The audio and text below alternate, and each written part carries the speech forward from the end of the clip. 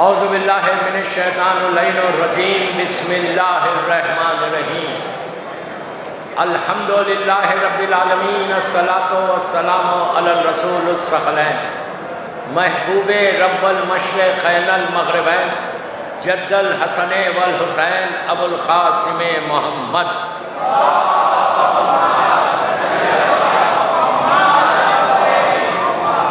وعلی اہل بیتہ طیبین الطاہرین المعصومین المظلومین بسم اللہ الرحمن الرحیم حل جزاء الاحسان الا الاحسان صلوات پڑھے محمد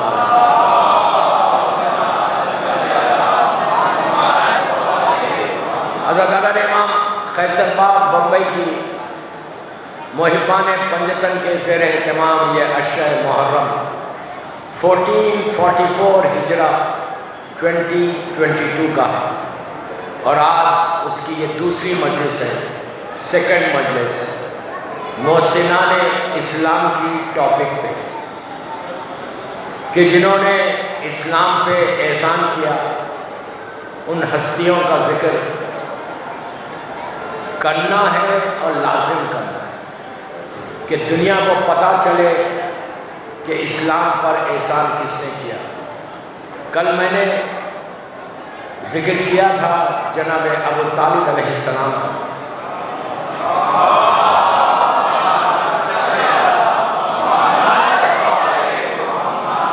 اور آج بھی جناب ابو طالب ہی کا ذکر ہوگا، اس لیے کہ یہ ایک ایسا محسن ہے کہ اگر یہ نہ ہوتا تو آج کلمہ توحید ہمارے پاس نہیں آتا، اسلام دفن ہو جاتا، لٹرلی دفن ہو جاتا۔ لیکن افسوس کہ جیسے مسلمانوں نے ابو طالب کو بھلا دیا، اسی طرح ہم بھی اپنی محفلوں میں اپنی مجلسوں میں اتنا ذکر نہیں کرتے جتنا ان کا حق ہے۔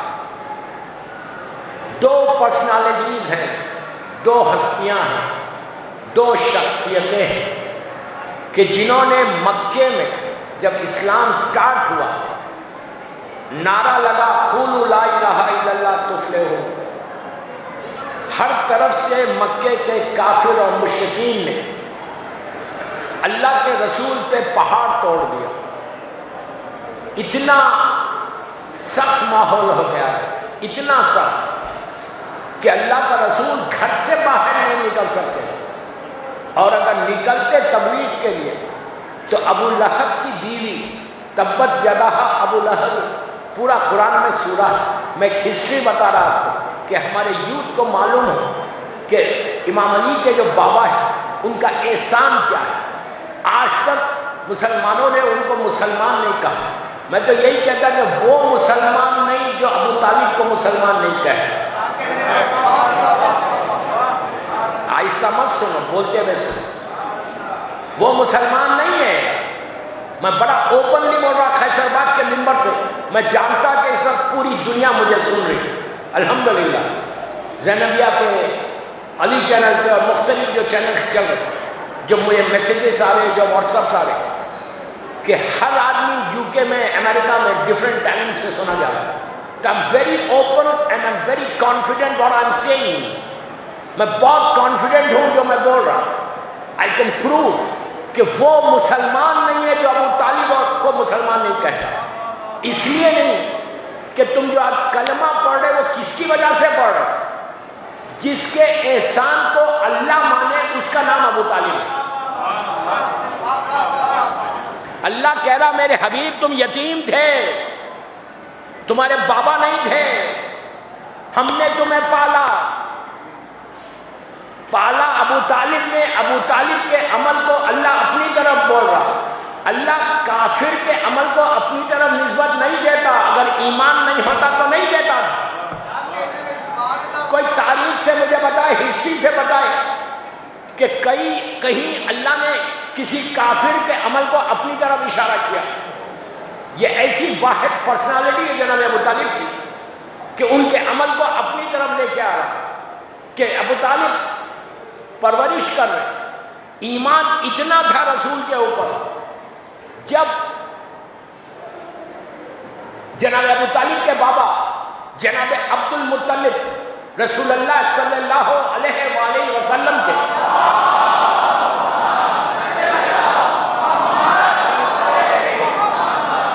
دادا، گرینڈ میں ہسٹری بتا رہا، معلوم ہونا، گرینڈ فادر، اس لیے کہ اللہ کا رسول پیدا ہونے سے پہلے آپ کے بابا جناب عبداللہ، آپ کی وفات ہو گئی تھی جب پریگننسی 4 یا 5 مہینے کی تھی بی بی آمنہ کے ساتھ۔ جناب عبداللہ اور جناب آمنہ مکے سے، میں ہسٹری بتا رہا آپ کو، جناب آمنہ اور جناب عبداللہ جو اللہ کے رسول کے بابا تھے، 5 سال کی پریگننسی تھی۔ یہ لوگ مدینہ منورہ گئے ہوئے تھے بزنس کے کام سے، وہاں پہنچے، جناب عبداللہ کی وہاں پہ طبیعت خراب ہوئی اور وہیں پہ آپ کا انتقال ہو گیا۔ جناب آمنہ کنیز کے ساتھ واپس آ گئی اور آ کے اپنے فادر اللہ سسرے جناب عبد المطلب کے گھر میں رہتی تھی۔ وہیں پہ مکے میں سرکار کی ولادت ہوئی جب سرکار 17 ربیع الاول پہلی عام الفیل کو دنیا میں آئے، تو اس وقت آپ کے بابا جناب عبداللہ دنیا میں زندہ نہیں تھے، آپ یتیم پیدا ہوئے، اور آپ کی پرورش، اللہ کے رسول کی پرورش ان کے دادا گرینڈ فادر جناب عبد المطلب نے کی 6 سال تک یا 5 سال تک۔ جناب میں ایک جملے کا ذمہ دار ہوں جو میں پڑھ رہا، اور میں شیعہ تاریخ سے نہیں پڑھ رہا، مسلمانوں کی تاریخ سے پڑھ رہا۔ جناب آپ ایک صلوات پڑھ رہے محمد والے مائک نکل گیا۔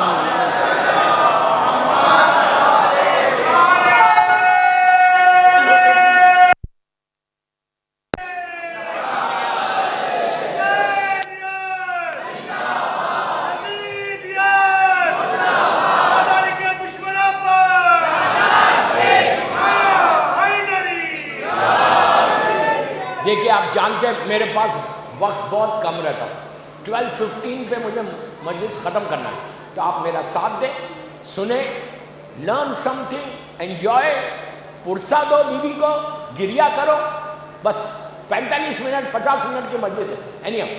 جناب عبداللہ کے انتقال کے بعد اللہ کے رسول کی پیدائش ہوئی مکے میں پیدا ہونے کے بعد آپ اپنے دادا بی بی آمنہ اپنے سسر کے ساتھ رہتی تھی۔ 6 سال یا 5 سال کا اللہ کے رسول کا سن تھا۔ اب میری طرف دیکھنا، جناب عبد المطلب کا آخری وقت آیا، ابھی اسلام نہیں آیا، اللہ کے رسول کا سن صرف 5 یا 6 برس کا ہے، آخری وقت آیا جناب عبد المطلب کا۔ روایتوں میں یہ کہ آپ اپنے بستر پہ لیٹے ہوئے تھے اور اطراف میں چاروں پورے آپ کے بیٹے، جس میں ابو لہب بھی ہے، جناب حمزہ بھی ہے اور جناب ابو طالب بھی ہے، یہ سارے آپ کی اولاد، عباس بھی ہے، ساری اولاد کھڑی ہوئی ہے اور اللہ کا رسول کھڑا ہوا ہے۔ 5 یا 6 سال کے 5-6 ایئرس اولڈ بوائے عبد المطلب نے کیا کیا؟ اللہ کے رسول کو اپنے سینے سے لگایا، پیار کیا۔ پلیز غور سے سنو، پیار کیا، پیار کر کے کہا، یہ اہل سنت کی تاریخ مسلمانوں کی ہے، کہا کہ بیٹا میرا آخری وقت ہے، میں جا رہا، اب تک تم میرے ساتھ تھے، اب تمہارے سامنے یہ تمہارے سارے چچا لوگ کھڑے ہوئے، تمہارے بابا کے بھائی سارے کے سارے کھڑے ہوئے، اب تم ڈیسائیڈ کرو میرے بعد کس کے گھر میں رہو گے۔ اوپن آفر عبد المطلب نے ہمارے رسول کو دیا کہ بیٹا میں جا رہا، میرے بعد تم کس کے ساتھ رہو گے۔ روایت کا جملہ ہے کہ اللہ کا رسول 5 یا 6 برس کا سن ہے۔ ایک چیز یاد رکھو، ہمارا یہ عقیدہ ہے کہ رسول دنیا میں آ کے رسول نہیں بنا، رسول بن کر آیا تھا جس کے صدقے میں کائنات خلق ہو، جو صاحب ما ینطق عن الہوا ہو، جو بغیر وحی کے بات ہی نہیں کرتا، وہ رسول 5-6 برس کا سن۔ عبد المطلب کہہ رہے تم کسی کے پاس بھی رہو۔ ابو لہب بہت پیسے والا تھا، عباس ابن عبد المطلب بہت دولت مند تھے۔ اللہ کے رسول نے اپنے سارے چچاؤں کو دیکھا، غور سے دیکھ کے روایت کا جملہ ہے کہ دوڑتے ہوئے جا کے ابو طالب سے لپٹ گئے، ابو طالب سے لپٹ گئے، رسول نہیں گئے، رسالت گئے۔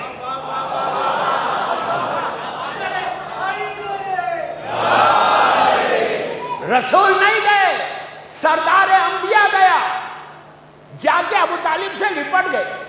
ابو طالب نے ماتھا چوما، 5-6 برس کا سن ہے، ماتھا چوما۔ عبد المطلب نے کہا بیٹا ابو طالب تم جانتے ہو یہ کون ہے؟ تو کہا بابا میں خوب جانتا ہوں، and I know how to take care of him۔ English میں نہیں بولا، میں بول رہا ہوں، I know how to take care of him, don't worry۔ لپٹا لیا۔ اس کے بعد اللہ کا رسول جناب ابو طالب کے گھر چلے گئے۔ ابو طالب کو اللہ کے رسول پہ وہ عقیدہ تھا، وہ ایمان تھا، وہ اسٹرانگ بلیف تھا، وہ اسٹرانگ فیتھ تھا کہ روایت کا جملہ ہے کہ روز دسترخوان بچھتا تھا۔ آپ کو یہ آرڈر تھا بچوں کو، طالب زندہ تھے، عقیل زندہ تھے، ابھی مولا کی ولادت نہیں ہوئی تھی، جعفر طیار زندہ تھا یا نہیں تھے، بیٹوں کو آرڈر تھا کہ دسترخوان پہ جب تک یتیم عبداللہ میرا یہ بھتیجا روٹی کو نہ توڑے کوئی کھانا سٹارٹ نہیں کرے گا۔ آپ امیجن کرو، چچا ہے 35-40 سال بڑے ہیں، 5 سال کے بچے کی اطاعت ایسے کر رہے۔ ابو طالب نے بچپنے سے رسول کی اطاعت کی شک نہیں کیا۔ یہ ظالمین کلمہ پڑھ کے شک کر رہے، ابو طالب وہ ہے کہ ایمان پہ ڈوبا ہوا۔ اس لیے کہ روایت کا جملہ ہے کہ جس کھانے کو، جس چیز پہ کھانے کی اللہ کا رسول روٹیوں پہ اگر ہاتھ رکھ دیتا یا ایک حصہ کھاتا تو سب پورا دسترخوان میں جتنے لوگ رہتے سب کھاتے، وہ رزق اتنا ہی رہتا۔ یہ آپ کی برکت تھی۔ آج بھی اپنے گھروں میں جو تمہارے پاس اناج لاتے ہو، گروسری کر کے لاتے ہو مہینے میں، اگر تم اپنے چاول جو بھی لاتے ہو اس پہ یا محمد اور یا علی لکھو، اس انگلی سے اوپر بیک پہ لکھ دو یا محمد یا علی، اور اس کو سرکل کرو، اللہم صلی علی محمد وآل محمد وعجل فرجہم، اللہم صلی علی محمد وآل محمد وعجل۔ اتنی برکت ہوگی کہ تم تصور بھی نہیں کر سکتے۔ نام محمد اور نام علی کی یہ برکت ہے۔ لیکن حلال رزق ہونا، جو پیغام دینا تھا میں نے دیا، حلال رزق ہونا، خمس دیا ہوا پیسہ ہونا۔ اگر خمس دیا ہوا پیسہ نہیں ہے، حلال رزق نہیں ہے، تو برکت نہیں ہوتی۔ برکت اسی کے پیسے میں ہوتی جو حق فاطمہ ادا کرتا ہے۔ آئی نو، جب بولتا ہوں نا حلال، سب خاموش بیٹھ جاتے، کوئی کمنٹ ہی نہیں کرتا، کوئی بولتا ہی نہیں۔ کیوں نہیں بولتے؟ میں نہیں بولتا کچھ۔ حلال کماؤ، ولایت علی آئے گی دل میں، علی کی محبت اسی کے دل میں رہتی جو حلال کھاتا۔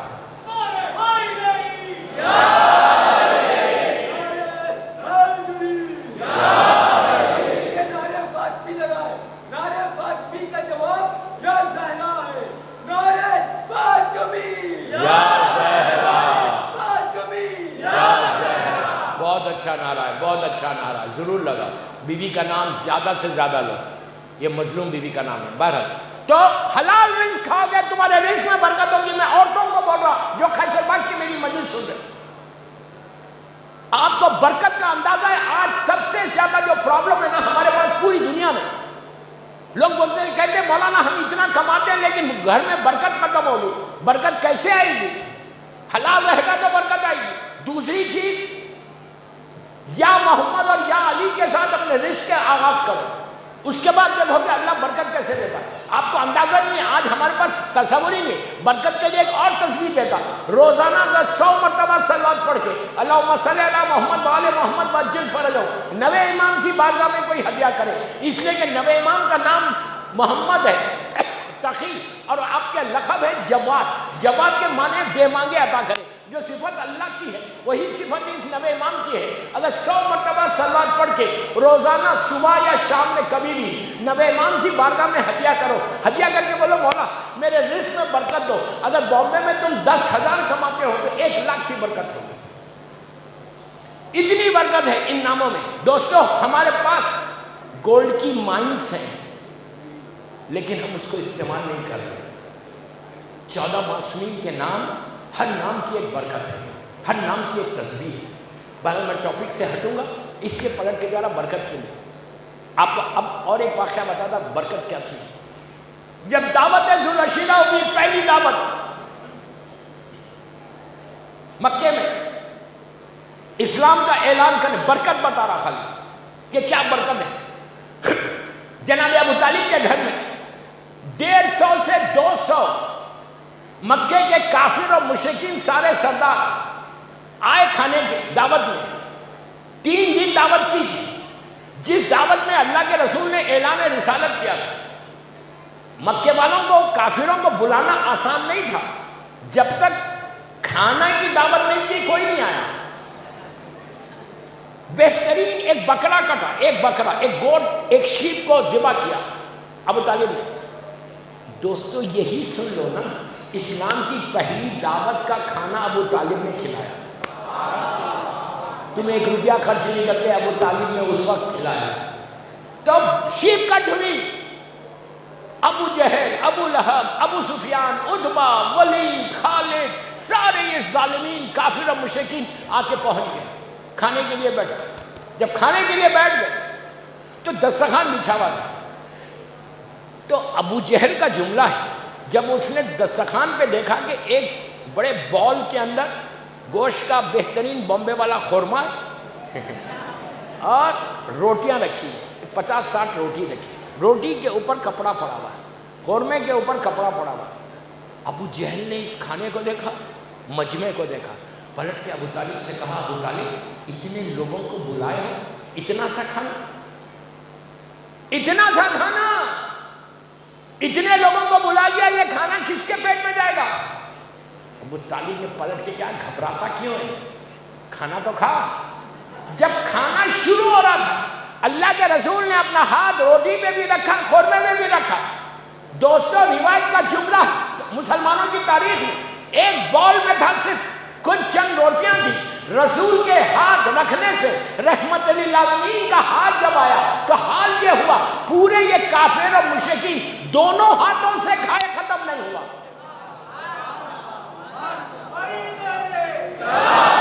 آپ سمجھ میں میری بات؟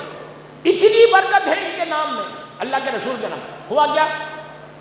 جناب ابو طالب روز اللہ کے رسول کو اپنے پہلو میں بٹھا رہے اور ساتھ لے کے چل رہے. اللہ کے رسول کا سن 15 سال کا ہوا. اس وقت جناب ابو طالب بزنس ٹرپ پہ، جیسا آپ بامبے سے کہیں جاتے ہیں بزنس ٹرپ پہ، ویسے آپ بزنس ٹرپ پہ، ابھی اسلام نہیں آیا. اللہ کے رسول کا سن صرف 15 ایئرس کا ہے. تاریخ کا مشہور واقعہ، اسی لیے میں پڑھ رہا، مشہور ہے اس لیے پڑھ رہا. اور اختصار کے ساتھ جناب ابو طالب مکے سے سفر پہ جا رہے تھے.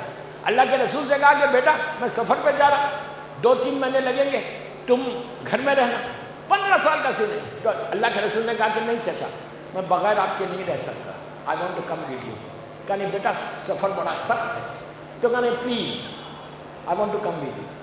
اللہ کے رسول سے ابو طالب نے کہا چلو میرے سے. ساتھ لے کر گئے، سیریا پہنچے.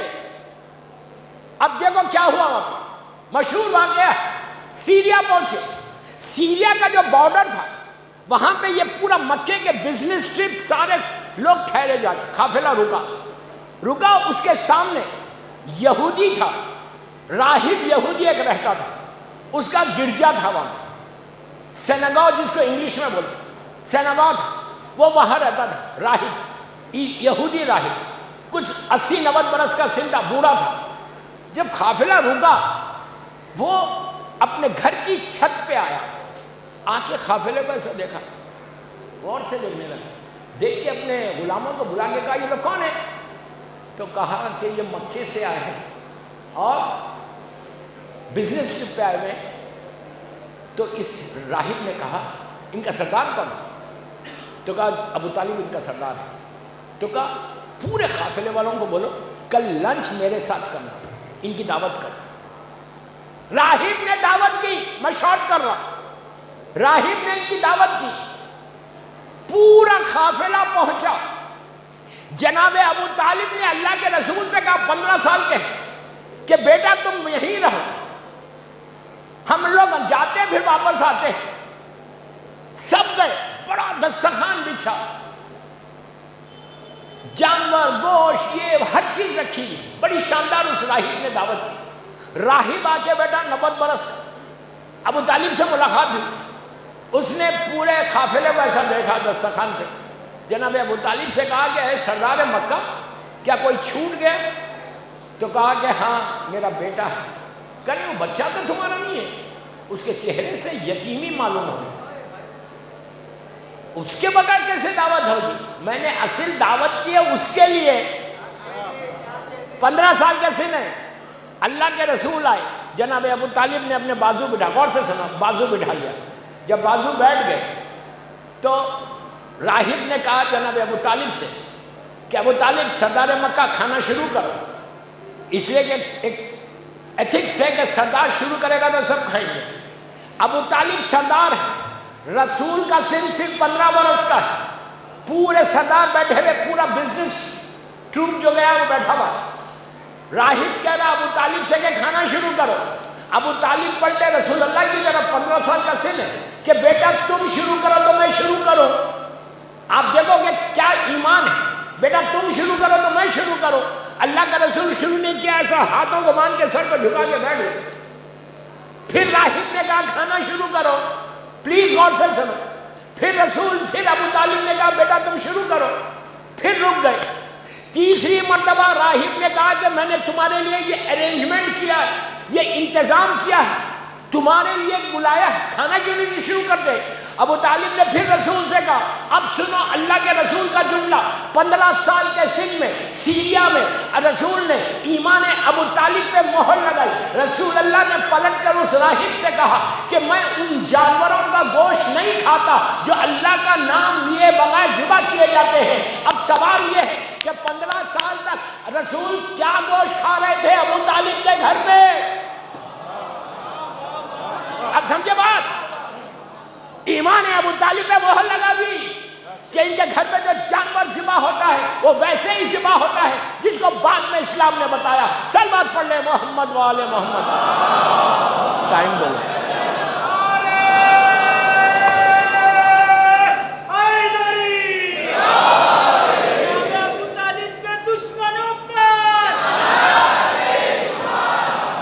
آپ نے دیکھ اور کیا، 15 سال کے سن میں ایمان ابو طالب پہ رسول مہر لگا رہا، مسلمان بولتا ہے کہ یہ کلمہ نہیں پڑھے۔ اور جتنے روایتیں ابو طالب نے کلمہ نہیں پڑھا، جتنی روایتیں ہیں کس کی ہے؟ وہ ساری اس لیے کہ جناب ابو طالب کا انتقال مکے میں ہوا اور مدینے میں تو آئی نہیں۔ جتنی روایتیں آج مسلمانوں کی کتابوں میں وہ کس نے کوٹ کیا؟ مسلمانوں کا ایک بہت بڑا راوی، روایتیں کوٹ کرنے والا، اتنا بڑا، آپ جانتے ہو کون ہے؟ سبھی جانتے، بلی کا باپ نہیں یہ سمجھے، ابو ہریرہ انکل، ابو ہریرہ، یہ انہوں نے کوٹ کیا، میری طرف دیکھنا، انہوں نے کوٹ کیا کہ جب جناب ابو طالب کا آخری وقت آیا تو اللہ کے رسول نے قریب جا کے آہستہ سے کہا کہ چچا اب تو کلمہ پڑھ لو، اب تو آخری وقت ہے کلمہ پڑھ لو۔ تو ابو طالب نے کہا بیٹا اب تک نہیں پڑھا تو اب کیا پڑھوں گا؟ اب آپ یہ سوچو، خود لکھ رہے کہ مکے کا واقعہ ہے، اکیلے گھر کا واقعہ ہے، رسول نے آہستہ سے کہا، جب آہستہ سے کہا تو آپ نے کہاں سنا؟ ابو ہریرہ مکے میں جب اسلام تھا، رسول تھے، ابو ہریرہ اس وقت مسلمان بھی نہیں ہوا تھا۔ ابو ہریرہ مسلمان ہوا فتح مکہ کے بعد، انہیں 7 یا 8 ہجری 10-12 سال کے بعد، یہ واقعے سے 10-12 سال کے بعد وہ مسلمان ہو رہا۔ اس وقت وہ کافر تھا اور وہ مکے میں تھا ہی نہیں۔ جب تم مکے میں نہیں تھے، تم کافر تھے، تو تم نے کہاں سن لیا کہ رسول نے کہا؟ اور کیا ضروری ہے کہ کلمہ پڑھو؟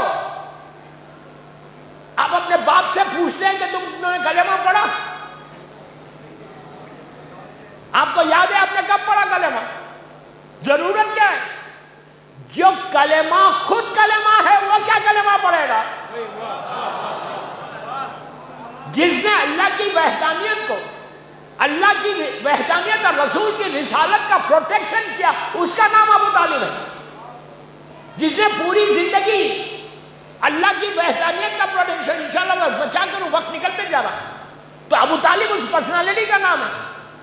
تو ابو ہریرہ نے لکھا کہ ابو طالب نے کلمہ نہیں پڑھا۔ اب سنو، مکے میں، بس یہ آخری بات ہے، مکے میں اللہ کے رسول کی شادی ہوئی، سب کو معلوم ہے۔ جب کیا سن تھا رسول کا؟ 25 برس کے۔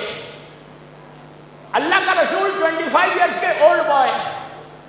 میں بعد میں کل جناب خدیجہ کا ذکر کروں گا تو اس کی ڈیٹیل بتاؤں گا شادی کی۔ تو جب رسول کا نکاح کس نے پڑھا؟ کس نے پڑھا نکاح؟ اسلام نہیں آیا ابھی۔ میرے ساتھ ایک واقعہ ہوا نیو یارک کا 10-15 سال پہلے۔ نیو یارک میں، امریکہ میں اس وقت 8 ربیع الاول کے بعد بھی رہتا تھا، اب نہیں رہتا، اب واپس آتا ہوں، لکھنؤ میں پڑھتا ہوں ربیع الاول کے وجہ سے۔ تو وہاں کے بہت بڑے بزنس مین تھے نیو یارک کے، بڑا بزنس، مسلمان، پڑوس کے ملک کے تھے، بہت اچھے انسان تھے، بہت پیسے والے۔ آپ کو معلوم زیادہ پیسہ آ گیا تو مذہب بھی چلے جاتا۔ تو ان کی بیٹی کی شادی تھی، تو کہا مولانا آپ ہیں یہاں پہ، تو why don't you come to my daughter's wedding? I said okay۔ تو میں نے ایسی کیجولی پوچھا کہ آپ یہ بتائیے کہ آپ اپنی بیٹی کا کہاں کرنا؟ تو کہا البرٹ ہال میں، بہت بڑا ہال ہے نیو یارک میں، کہا میں وہاں اپنی بیٹی کا نکاح کروں۔ تو میں نے کہا یار اتنا بڑا ہال میں کر لیں؟ تو ہم، اس نے کہا کہ 1000-1500 گیسٹ ہیں میرے، پیسے والا، بہت اچھا شاندار بیٹی کی شادی کر رہا۔ تو میں نے کہا نکاح کون پڑھ رہا؟ اس نے کہا کیلیفورنیا سے نارتھ امریکہ کا جو سب سے بڑا مولوی ہے، نام لیا، عبدالغنی صاحب، وہ مولانا آئیں گے اور نکاح پڑھیں گے۔ میں 10-12 سال 15 سال پرانی بات کر رہا ہوں۔ میں نے کہا یار تم نیو یارک میں رہتے ہو، کیلیفورنیا سے بلا رہے مولانا کو؟ اس نے کہا مولانا یہ سب سے بڑا مولوی ہے۔ میں نے کہا چرچ سے کسی پریسٹ کو کیوں نہیں بلا لیتے؟ سنو یار، سنو۔ میں نے کہا کسی چرچ سے کسی پریسٹ کو بلا لو، سینگاگ، یہودیوں کے بڑی بڑی عبادت گاہیں ہیں سینگاگ، وہاں سے کسی پاسٹر کو بلا لو۔ اس نے کہا واٹ آر یو ٹاکنگ، میں مسلمان ہوں۔ کہا میں مسلمان ہوں، میں کسی عیسائی پادری سے یا یہودی پادری سے نکاح بیٹی کا کیسے پڑھاؤں گا؟ میں نے کہا یار 1400 سال کے بعد ایک ادنا مسلمان کو یہ پتا ہے کہ بیٹی کا نکاح وہی پڑھتا جو مسلمان ہو۔ کیا بات؟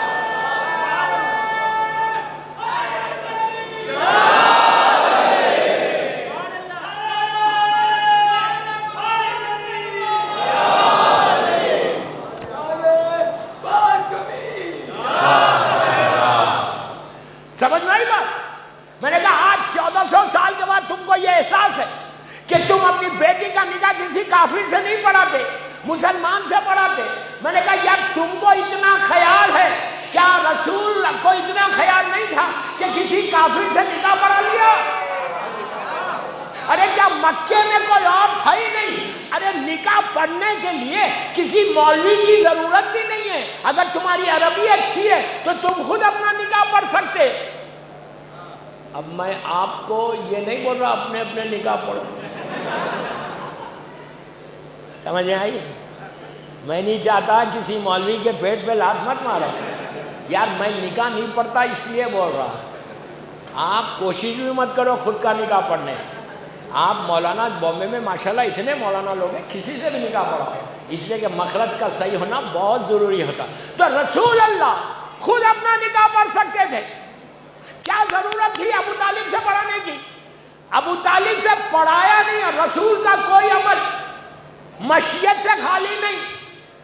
رسول کا نے ابو طالب سے جو نکاح پڑھایا یہ مرضی خدا تھی تو پڑھی، جس کا خدا جس کی مرضی سے ابو طالب نے نکاح پڑھا۔ اور ابو طالب نے جب نکاح پڑھا تو پہلا جملہ، آج سارے مسلمان جب نکاح پڑھتے خطبہ نکاح میں کیا کہتے ہیں؟ پہلا جملہ جو بولتے الحمدللہ رب العالمین۔ یہ پہلی مرتبہ زمین کے اوپر کس کی زبان پر آیا؟ عزیزو، اس وقت تک قرآن نہیں آیا۔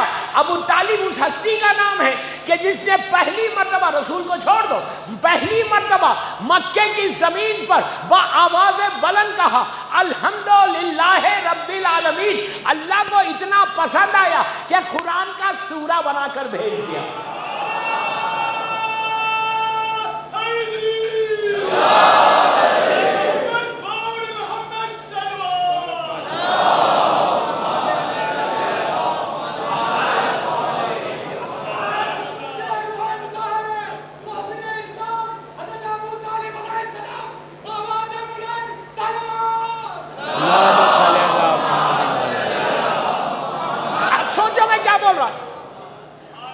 اللہ کو اتنا پسند آیا۔ آپ بولیں گے نہیں، قرآن تو شروع سے لوح محفوظ پہ تھا، تو پھر مانو یہ بات کہ ابو طالب زمین پہ بیٹھ کے لوح محفوظ کی تلاوت کرتے تھے۔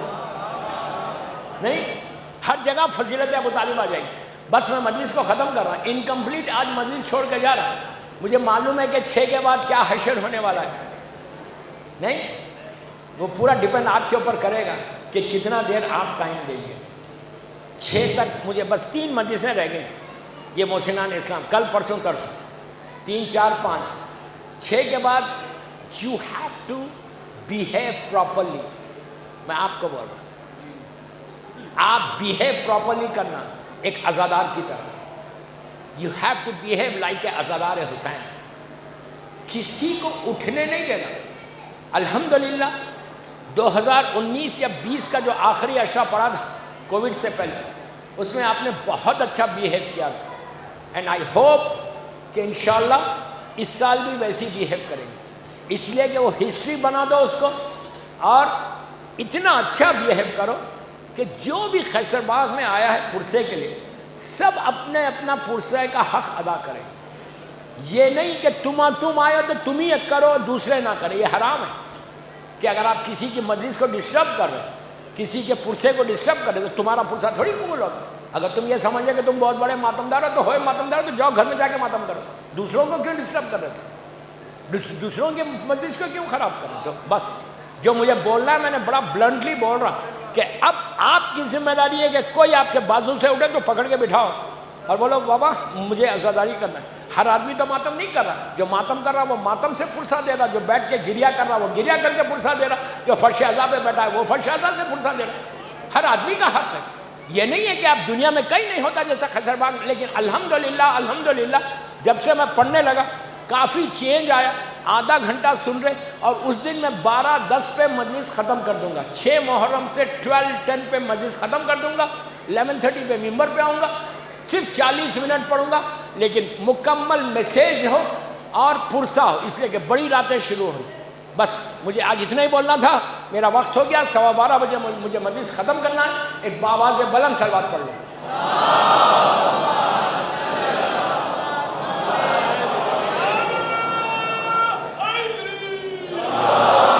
دوستو، میں آپ سب کا شکر گزار ہوں، محبان پنجتن کی طرف سے، اپنی طرف سے۔ اتنا بڑا مجمع، آج 2 محرم ہے، آپ پرسے کو آئے، آخر تک پرسے کو آئے ہو نا، پورا ہال پیک، کہیں جگہ نہیں ہے بیٹھنے کو۔ ہر آدمی جو آیا رونے آیا، گریا کرنے آیا۔ کیوں آئے؟ بی بی زہرا کو ان کا پرسہ دیا، ماتم کے لیے آئے، پرسے کے لیے آئے۔ پتہ نہیں ایک آنسو آج کا رومال فاطمہ میں چلیا جائے، ہماری قسمت بدل جائے۔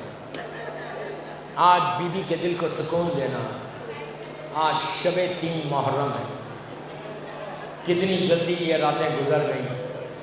میں ہر سال اس مجلس میں 2 محرم کو سفر امام حسین کا واقعہ پڑھتا ہوں۔ 28 رجب 60 ہجری کو یہ قافلہ کربلا سے چلا تھا۔ کل میں نے رضوی میں پڑھا، چلا تھا جب ولید ظالم نے مولا حسین کو بلایا، اور بلا کے جب مولا حسین کو بلایا اور کہا کہ آپ دربار میں آئیے، امام حسین جب جانے لگے تو شہزادی زینب بڑی بے چین ہو گئی۔ فوراً عباس سے کہا کہ بھیا حسین کو اکیلا نہ چھوڑنا۔ علی اکبر سے کہا کہ تم بھی ساتھ ہو جاؤ۔ قاسم و محمد پورے بھائیوں نے گھیر کے حسین کو ولید کے دربار تک پہنچے۔ جب دروازے کے پاس پہنچے تو مولا حسین جب اندر داخل ہونا چاہتے تھے تو عباس بھی داخل ہونا، لیکن مولا حسین نے کہا نہیں بھیا تم یہیں رہو، ولید نے مجھے اکیلے بلایا ہے، میں اکیلے جاؤں گا۔ تو عباس نے کہا آقا اگر کوئی خراش بھی آ جائے تو میں بیوی کو صورت نہیں بتا سکتا۔ کہا نہیں بھیا اگر میری آواز بلند ہو جائے تو اندر آ جانا۔ بس میرا مولا حسین اندر گیا، ولید اور مروان بیٹھے ہوئے تھے، دونوں ظالم۔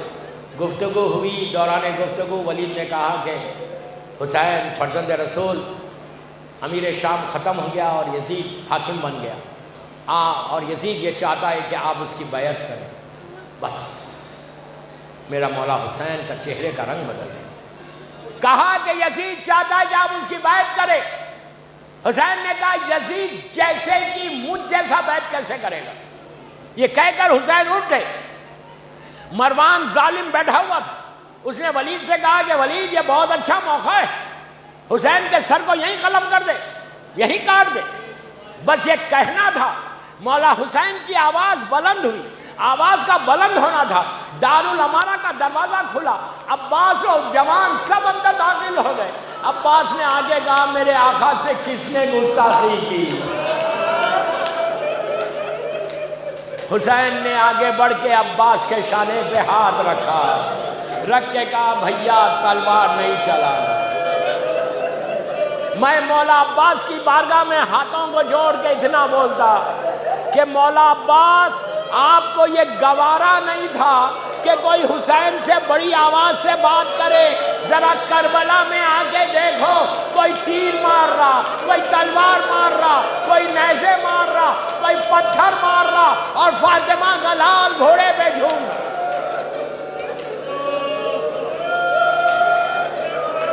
پرسے کی مجلس سے میں آخر تک بول رہا، جو کھڑے ہوئے تم کو بھی پرسہ دینا ہے۔ گھر میں آئے، شہزادی نے آ کے حسین سے بیوی لپٹ گئی، کہا ماں جائے کیا ہوگا؟ امام نے کہا بہن سفر کی تیاری کرو۔ بیوی نے کہا کہ بھیا میں بھی آپ کے ساتھ چلوں گی۔ امام نے کہا کہ جا کے پہلے اپنے شوہر عبداللہ ابن جعفر طیار ابن ابو طالب سے اجازت لے لو۔ میری مظلوم شہزادی اپنے گھر آئی، عبداللہ گھر میں نہیں تھے۔ عبداللہ کہتے ہیں کہ کچھ دیر کے بعد جب میں گھر آیا تو میں نے آج تک علی کی بیٹی کو اتنا پریشان نہیں دیکھا تھا۔ میں بہت آہستہ مصائب پڑھ رہا کہ ہر عزادار جو خیصر باغ میں اس وقت ہے سب پرسہ دینا۔ کہا میں نے آج تک علی کی بیٹی کو اتنا پریشان نہیں دیکھا۔ بی بی زینب عبداللہ کے شوہر کے پاس آ کے کہا عبداللہ جب سے میری تم سے شادی ہوئی میں نے آج تک تم سے کچھ نہیں مانگا۔ عبداللہ نے ہاتھوں کو جوڑ لیا، کہا بی بی یہ سچ ہے، آپ حکم کرے۔ کہا عبداللہ تم نہیں بولنا، کہا آپ حکم کرو بی بی۔ تو اب بی بی نے کہا عبداللہ میرا بھیا کربلا جا رہا، میں بھی جاؤں؟ عبداللہ نے کہا آپ ضرور جائیے اور قول و محمد کو لے کے جائیے۔ بس دوستو سفر کی تیاری ہونے لگی، سفر کی تیاری ہوئی۔ 27 رجب کی رات آئی، آخری رات ہے مدینے میں، مدینے کی زندگی کی مولا حسین کی آخری رات ہے۔ اور رات کے حصے میں بی بی زینب اور بی بی ام کلثوم نے بھائیوں سے کہا، حسین سے کہا کہ بھیا مجھے ماں کی لحد پہ لے کے چلو، مجھے نانا کی لحد میں لے کے چلو، آپ تڑپ کے روئیں گے۔ عباس آگے آگے انتظام کے ساتھ، 18 بھائیوں کی بہن، 18 بھائیوں نے دونوں بہنوں کو گھیر لیا۔ یہ زینب آخری مرتبہ مدینے میں بھائیوں کے ساتھ باہر آئی۔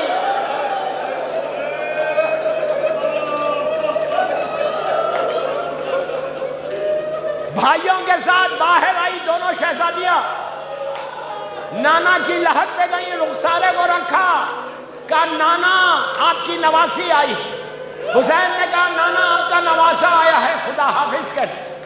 وہاں سے یہ لوگ بی بی کی لحد پہ آئیں، بی بی کی لحد پہ آئی، بی بی زہرا کی لحد پہ آگے زینب نے رخسارے کو رکھ کے کہا نام اماں میں جاری، خدا حافظ۔ اب حسین نے ماں کے پینٹی پہنچ کے لپٹ گئے، لپٹ کے حسین نے کہا اماں میں وعدگاہ کو جا رہا، اماں لیکن جب بھی پکاروں میری مدد کو ضرور آنا،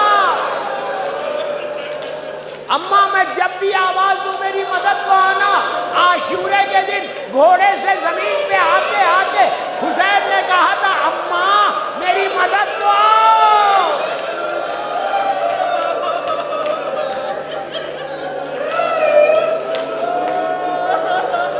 جب تیر لگا، نیزہ لگا، بھالا لگا، حسین کہہ رہے تھے اماں میری مدد کو، اور فاطمہ کی آواز کربلا کے میدان میں کہ میرے لال ماں کربلا کے میدان میں ہے۔ اس کے بعد حسین نے کہا اماں خدا حافظ، میں جا رہا کل صبح میں، بس یہ کہنا تھا۔ بی بی زہرا کی خبر سے گریو سے ایک آواز آئی، میں ہر سال یہ پڑھتا ہوں یہاں پہ، میر انیس نے اس مرثیے میں اس واقعے کو لکھا۔ میر انیس جو لکھنؤ کے بڑے شاعر، اللہ ان کے درجات بلند کرے، جیسے ہی بی بی زہرا کی لحد سے حسین نے کہا اماں خدا حافظ، تو فاطمہ کی لحد سے ایک آواز آئی جس کو میر انیس نے اپنے مرثیے میں کہا۔ بی بی فاطمہ نے کہا کہ ہاں بلاؤ میرا عباس دلاور ہے تم۔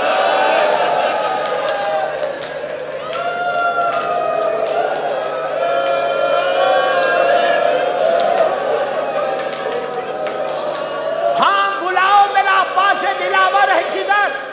وہ فدا ہے میرے بچے پہ، میں صدقے اس کا۔ بی بی زہرا کہہ رہی شکم غیر سے گو ہے پا وہ میرا ہے پسر، یہ صدا سن کے برادر کو پکارے سرور کہ ابھی رہوار کو آگے نہ بڑھاؤ بھائی، یاد فرماتی ہے اماں ادھر آؤ بھائی، آ کے عباس نے سر رکھ دیا پائین مزار، آئی زہرا کی صدا میں تیری غربت کے نثار، اپنے پیاروں کے برابر میں تجھے کرتی ہوں پیار۔ فاطمہ کہہ رہی اپنے پیاروں کے برابر میں تجھے کرتی ہوں پیار۔ اس کے بعد کہا دیان بھائی کی حفاظت کا رہے اے دلدار، اب تڑپ کے رو گے، اب تڑپ کے رونا۔ آخری میں کہا کہ کوئی غربت میں اسے مار نہ ڈالے بیٹا، میرا شبیر اب تیرے حوالے میں۔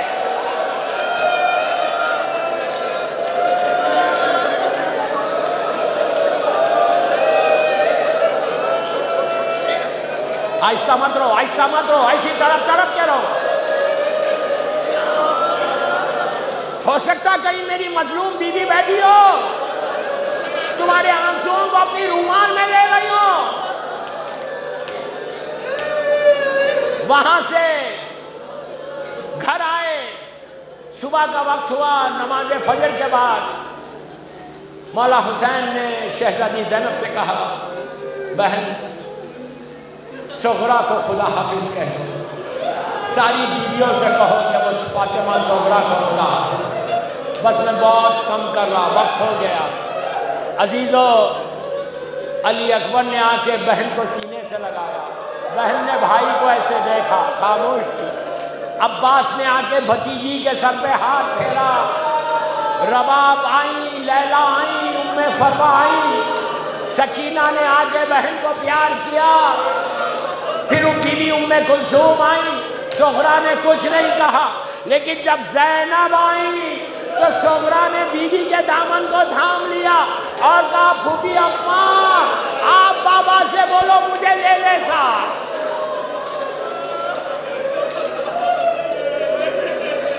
پھوپھی اماں آپ سفارش کرو میری. صغرا جانتی ہے کہ بی بی زینب بولیں گی تو امام حسین ضرور لیں گے. زینب نے صغرا کا ہاتھ پکڑا, صغرا کے حجرے سے امام حسین کے حجرے کی طرف چلی. دور سے حسین نے منظر دیکھا کہ زینب صغرا کو لے کے آئی, تو حسین نے پکار کے کہا کہ زینب صغرا کی سفارش نہیں کرنا.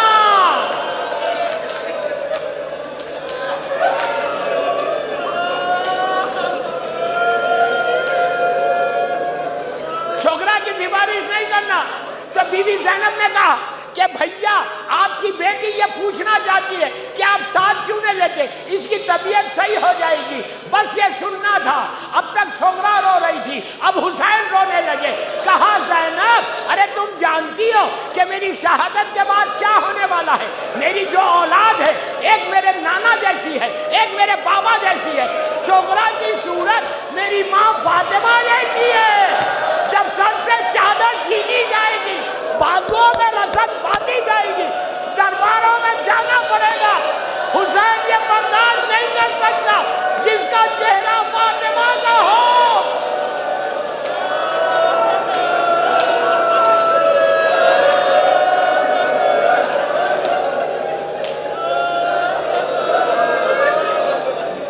بس میں 2 منٹ میں مجلس ختم کر رہا ہوں. بس 2 منٹ میں مجلس ختم کر.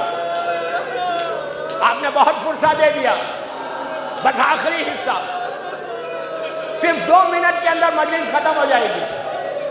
فرصہ اب تک جن کی آنکھوں میں آنسو نہیں آئے, اب تک جنہوں نے گریہ نہیں کیا, اب کم از کم کر لو 2 منٹ کے اندر. وہ وقت آیا کہ بی بی زینب رونے لگی.